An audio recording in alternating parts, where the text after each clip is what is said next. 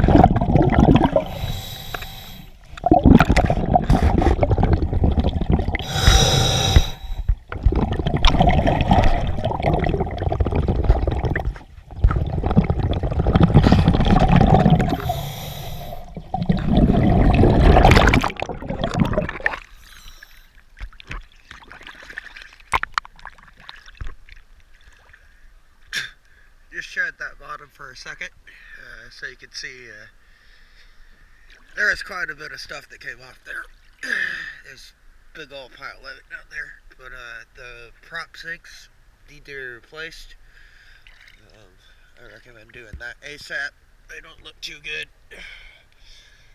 I want to say that she looked good and cleaned up, but as you can see from all the barnacles, that was a hard one. Keep up with the boat. DS diving. Thank you very much.